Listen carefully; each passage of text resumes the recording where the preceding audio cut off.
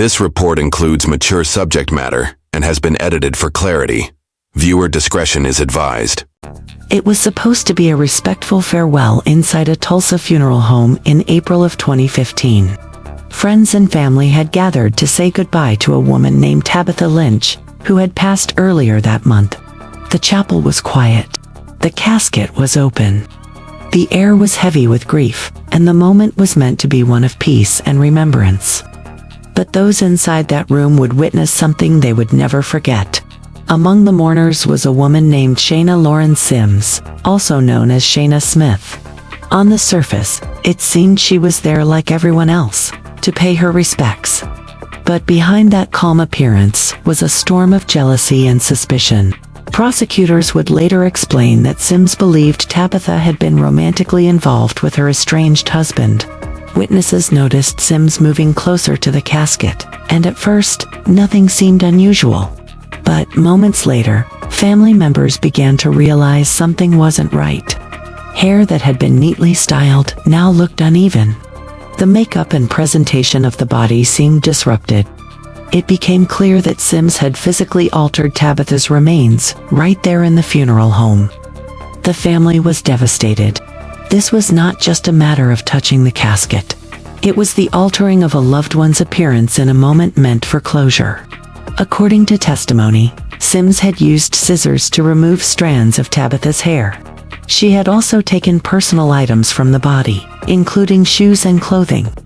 Court documents state that Sims entered the Tulsa funeral home where Tabitha Lynch was resting and caused severe alterations to her appearance. This included damage to her face, the removal of personal items, and other actions that investigators described as deeply disrespectful and disturbing. Authorities say she then took photographs before leaving. What made the situation even more disturbing was what investigators later found. When they searched Sims' home, they discovered the hair and items that had been taken from the casket that day.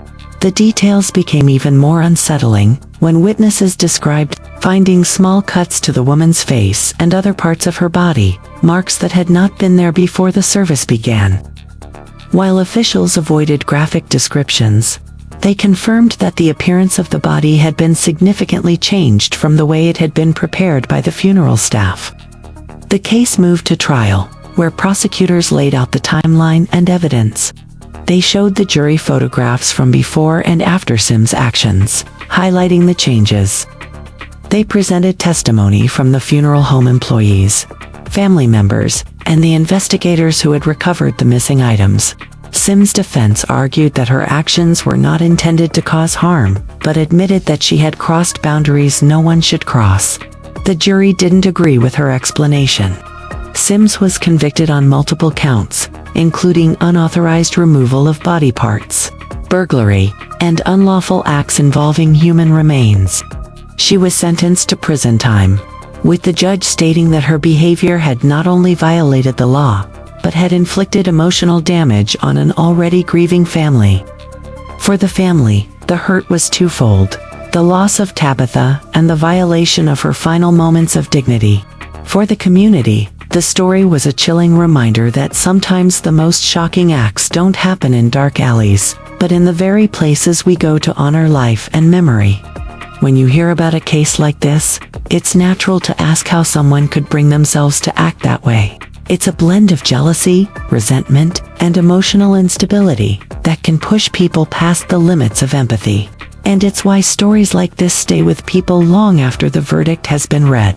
What was supposed to be a quiet day of mourning turned into a moment that no one in that room will ever forget. And that is why, even years later, the name Shaynna Sims is still spoken with a mixture of disbelief and anger in Tulsa. If you're new here, make sure to subscribe to Women Are Evil for more stories that explore how jealousy, power, and personal grudges can lead to actions no one expects, and the lasting lessons they leave behind.